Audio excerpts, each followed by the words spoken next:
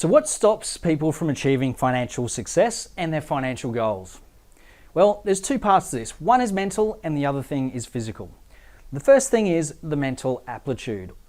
Now, what we talk about here, and this is one of the greatest lessons in life that I've ever had, and I apply it for success in every area of my life. When I also look around to see those people that are truly succeeding and are the best of the best in every aspect of life, I notice that the game always stays the same and how they're operating. Now, there are people that operate below the line and people operate above the line. Above the line are people who are winners and achievers and constantly succeeding their goals in life. And the ones below are treading water and getting nowhere. So what is it? Well, there's three things. Ownership, accountability, and responsibility if you're playing above the line. And below the line, you're making blame, excuses, and denying your reality.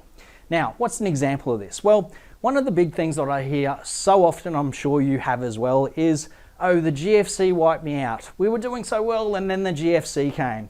Making excuses and laying blame. It was the GFC's fault.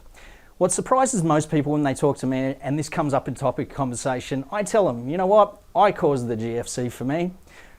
Most people are a little bit shocked by that. What do you mean you caused the GFC? Well, not literally, but what happened to me was entirely my fault. I caused the GFC for me. How'd that work? Well, at the time we were running a successful business.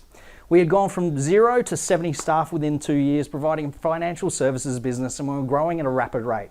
We had a multi-billion-dollar funds management group buy into us who invested money in for us to expand the business more.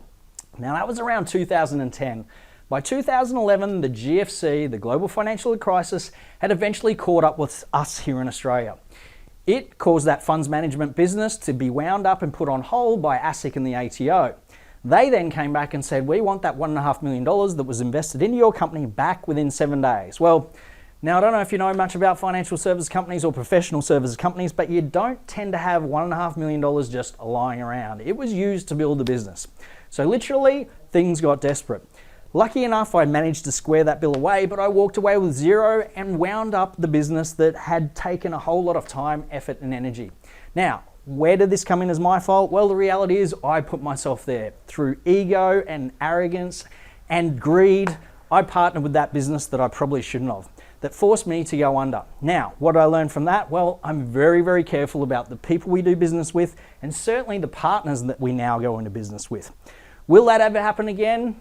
Will a GFC ever happen again? And let me tell you, what do you think? Well, I can tell you it's only a matter of time before there is another GFC and what happens there.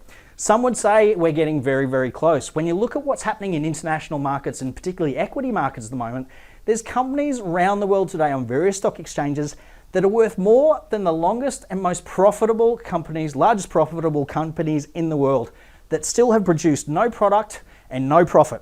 How is that possible? And is that sustainable? Well, absolutely not. In fact, it's only a matter of time before the wheels come off that, particularly when most economies around the world, economies are faltering because of COVID and what happened there. So, is there a potential correction in the market ahead, and how big that may be? Who knows? But one thing's for sure, at some point it will happen.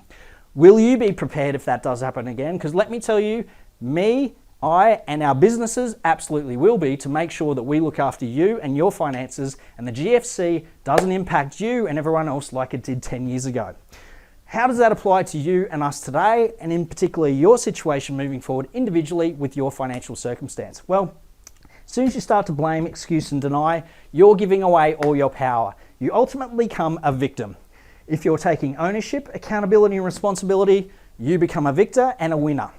So, now this is very easy to say. Yes, I'm taking responsibility. I take responsibility. But actually just giving it lip service and saying that and doing it are two very different things. So how do you know if you are truly taking responsibility? Well, it's very simple. It's easy to take care of little things that are easy. But if you're actively or knowingly sweeping things under the carpet, diverting things or putting things off, you're not taking complete responsibility. Now, for many Australians, and I know it's not an easy thing to do, but taking responsibility around their finances is the first step to actually getting ahead financially. Now, this doesn't have to be hard and it doesn't have to be daunting. Getting some simple advice or guidance through a company like NWA is a first step. Simple things like getting control around your budget, understanding where your money's going, what's coming in, what's going out, what are the unnecessary expenses that you've got going on that we can claw back in to make sure that you get off that mortgage hamster wheel, we start making impact and start getting ahead financially. There is no silver bullet in short of winning the lotto. And in fact, the research will tell you most people who do win the lotto within 5 years end up in a worse financial position than what they were beforehand because they don't understand finance or have control around their money. Simple things. No financial silver bullet, but simple things can create exponential results, and that's our motto. Simple solutions, exponential results. It all starts with breaking down what's your goals, what's your priorities, and what do we need to leverage here around what you've got in place. Now let me say this, the last thing we want to do is change what you're doing on how you're operating. The first thing we do as a company is go in there and say, great, what have we got in place? What can we tweak or change the structure or create efficiencies around what you've already going on, and what could be the financial impact for that straight away? Once you know those, you can very quickly decide what's the right course of action and what should I be doing to take the next step to take control of my finances and start getting ahead financially and getting off that monthly mortgage hamster wheel.